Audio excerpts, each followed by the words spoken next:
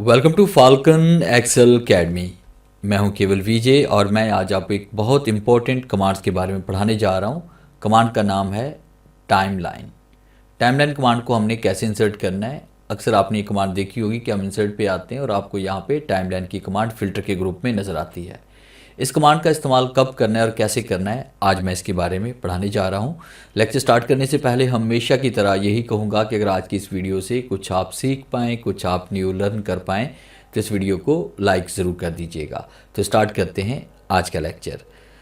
सबसे पहले आपने ये बात ज़हननशीन कर लेनी है कि टाइमलाइन की कमांड तभी हम ऑन कर सकते हैं जब आपका डाटा टेबल में कन्वर्ट होगा और उस डाटा के अंदर डेट या टाइम का कॉलम होगा, तब ये कमांड वर्क करेगी, वरना ये कमांड काम नहीं करेगी।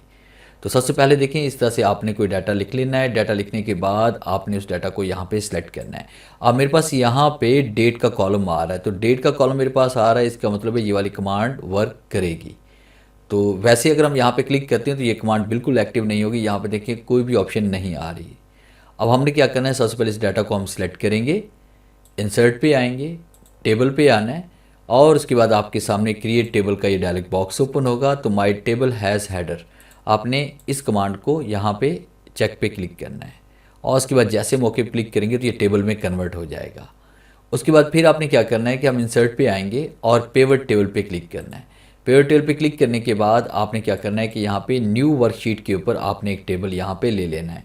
अब जैसे हम यहाँ पे ओके पे क्लिक करेंगे, आप यहाँ पर भी इसको इंसर्ट कर सकते हैं, मगर हम न्यू वर्कशीट पे जा रहे हैं और ओके पे क्लिक करेंगे तो आपको एक नई वर्कशीट के ऊपर यहाँ पे पिवट टेबल मिल जाएगा।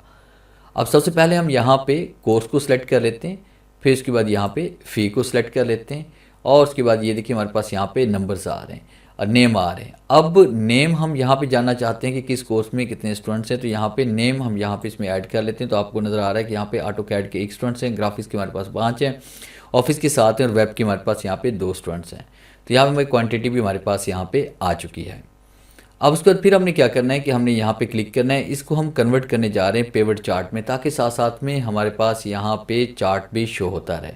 अब जैसे यहाँ पे पिवट टेबल के अंदर क्लिक करते हैं तो ऊपर आपके पास पिवट टेबल एनालाइज का यहाँ पे एक टैब ओपन होता है। तो यहाँ पे आपको नज़र आ रहा है पिवट चार्ट। हम पिवट चार्ट पे क्लिक करते हैं तो पिवट चार्ट में देखिए हमारे पास यहाँ पे मुख्तलिफ इसमें हमारे पास कॉलम्स आ रहे हैं, इसमें मुख्तलिफ इसमें फॉर्मेट हमारे पास पड़े हुए। तो फिलहाल हमने यहाँ पे ये चार्ट सेलेक्ट किया और ओके क्लिक करते हैं तो ये चार्ट मेरे पास यहाँ पे इंसर्ट हो गया। अब इसको मैं यहाँ पे एडजस्ट कर रहा हूँ। तो फिर अब हमारे पास बारी आती है टाइम लाइन की। हम यहाँ पे टेबल के अंदर क्लिक करेंगे, पिवट टेबल के अंदर, फिर उसके बाद आपने इंसर्ट पे आना है और उसके बाद टाइम लाइन पे क्लिक करेंगे। अब देखिए जैसे मैंने टाइम लाइन पे क्लिक किया तो आपके सामने यहाँ पे टाइम लाइन का ये डायलॉग बॉक्स ओपन हुआ और यहाँ पे देखिए हम क्लिक करते हैं इसमें डेट के ऊपर। अगर टाइम होता तो यहाँ पे टाइम भी आपको नज़र आता। फ़िलहाल डेट पे क्लिक करते हैं, ओके क्लिक करते हैं तो आपके सामने इस तरह से हमारे पास एक टाइम लाइन का ये बॉक्स ओपन हो जाएगा। इसका साइज़ हम बड़ा कर रहे हैं।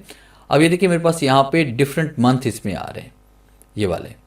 अब उसके बाद देखिए सारे मंथ हमारे पास हैं क्योंकि यहाँ फ़िल्टर में मैंने मंथ सेलेक्ट किया हुआ है। अगर मैं यहाँ पे सिलेक्ट करता हूँ ईयर्स, तो मेरे पास यहाँ पे फ़िलहाल अभी 2 सालों का डाटा है, 2021 और 2022 का। अगर मेरे पास यहाँ पे 10, 12, 15 सालों का डाटा होता तब भी मेरे पास ये डाटा इस तरह से शो होता। मैं यहाँ पे किसी भी ईयर पे क्लिक किया करता तो उसी ईयर के मेरे पास रिकॉर्ड इसमें आ जाता है कि पता चलता है कि उस ईयर में हमारे पास ग्राफिक्स के इतने स्टूडेंट्स थे, उसके बाद इतनी टोटल फीस जमा हुई, उसका ग्राफ यहाँ पे आपके पास शो होता।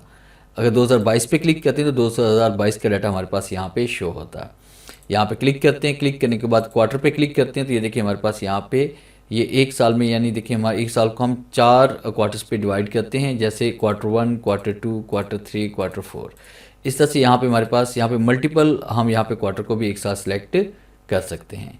और उसके बाद अगर हम यहाँ पे क्लिक करते हैं मंथ वाइज, तो मंथ वाइज भी हम डाटा यहाँ पे देख सकते हैं कि एक साथ भी हम यहाँ पे मंथ्स को सिलेक्ट करके डाटा को शो करवा सकते हैं।